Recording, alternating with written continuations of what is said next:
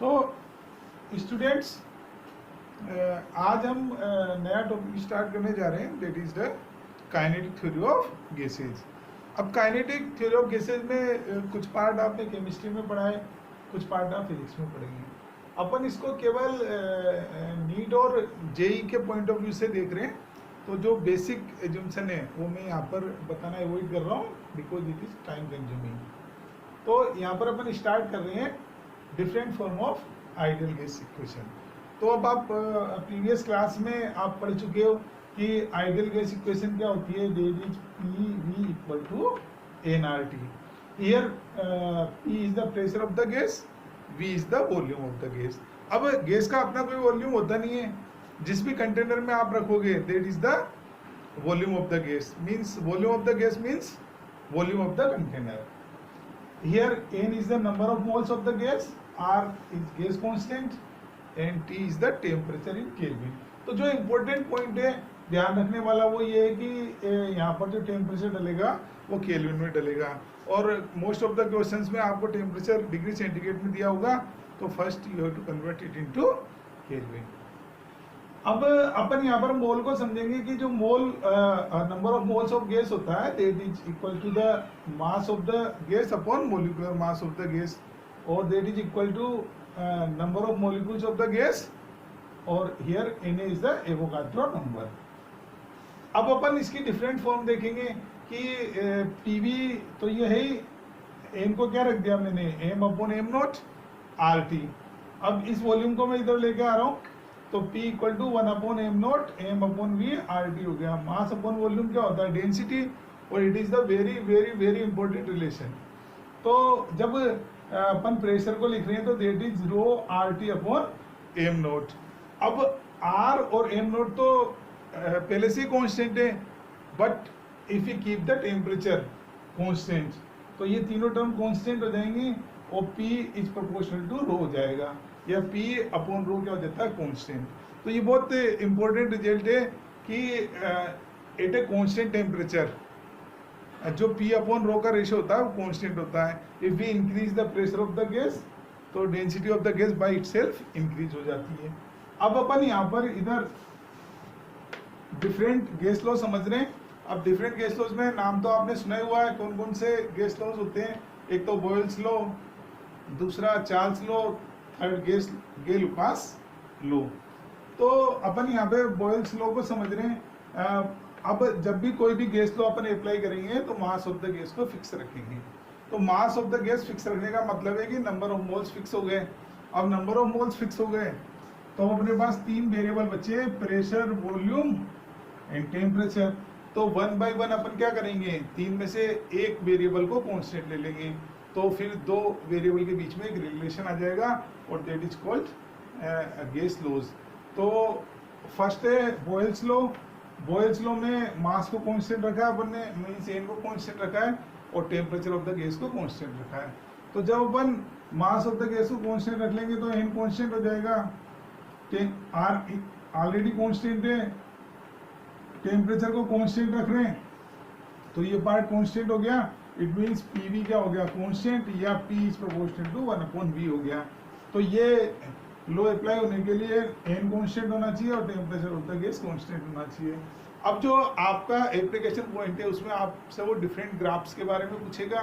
तो अगर मैं प्रेशर और वॉल्यूम के बीच में ग्राफ ड्रॉ कर रहा हूँ, क्लियर है इतना, काई पर n को कांस्टेंट ले रहा हूँ और टेम्परेचर को कांस्टेंट ले रहा हूँ। तो जब भी कोई प्रोसेस कांस्टेंट टेम्परेचर पे होता है तो उसको अपन आइसोथर्मल प्रोसेस बोलते हैं। और यहाँ पर अगर अपन देख रहे हैं कि वॉल्यूम एक्सिस पर ये इंक्रीज हो रहा है तो मैं इसको आइसोथर्मल एक्सपेंशन के नाम से बोल रहा हूँ। अगर मैं इस एरो को उल्टा कर देता तो ये इट बिकम्स आइसोथर्मल कंप्रेशन। तो आपको एरो देख के आइडिया लग जाएगा कि कौन सा प्रोसेस है। तो ये आइसोथर्मल एक्सपेंशन है। अब ये पीवी ग्राफ है, एग्जाम में आपसे कहेगा कि करस्पॉन्डिंग पीटी ग्राफ बनाइए।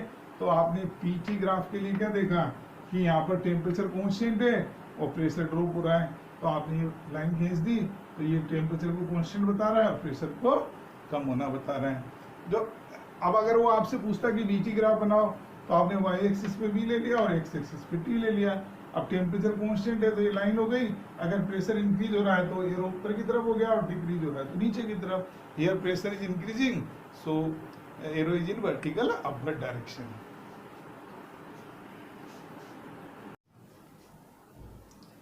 अभी अपन ने जो बॉयल्स लॉ पढ़ा था उसमें अपन ने क्या लिया था, टेम्परेचर को कांस्टेंट लिया था।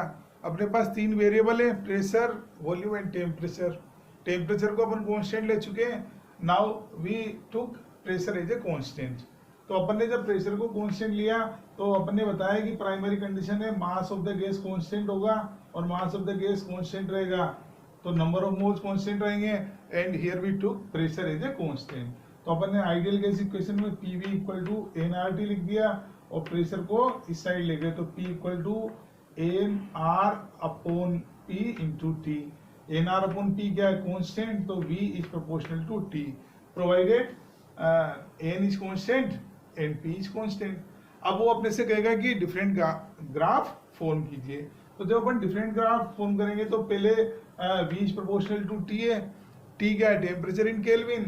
तो ये एक स्ट्रेट लाइन का ग्राफ है, आपको दिख ही रहा है, लीनियर रिलेशन होता है तो ग्राफ क्या होता है, स्ट्रेट लाइन होता है। तो ये तो वी एक्सिस है और ये टी एक्सिस है। अब मैं ये एक स्ट्रेट लाइन ड्रॉ कर दी। अब अगर मैं टेम्परेचर इंक्रीज कर रहा हूँ तो वॉल्यूम इंक्रीज हो रहा है, इसलिए एरो क्या कर दिया मैंने, ऊपर कर दिया।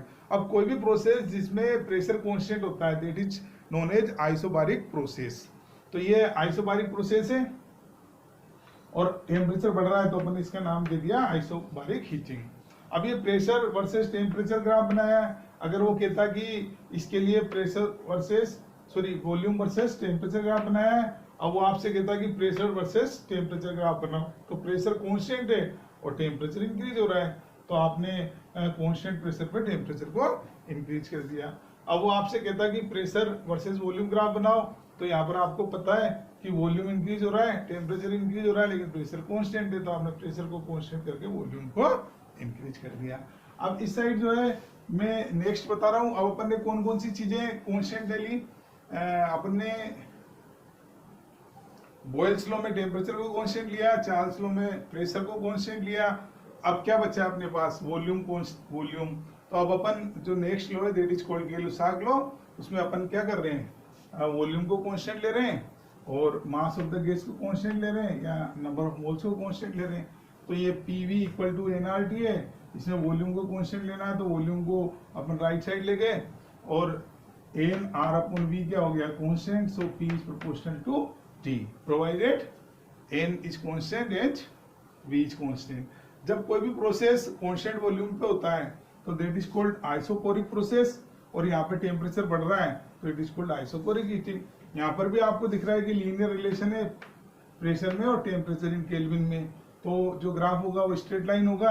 अब अगर अपन टेम्परेचर को इंक्रीज कर रहे हैं तो प्रेशर इंक्रीज हो रहा है तो it is called isochoric heating. अगर वो इसी ग्राफ को बोलता कि V वर्सेस T ग्राफ बनाओ, तो एक कांस्टेंट वॉल्यूम पर अपन टेम्परेचर इंक्रीज कर रहे हैं तो अपन ने वॉल्यूम एक्सिस पे कांस्टेंट ले लिया और टेम्परेचर को इंक्रीज कर दिया।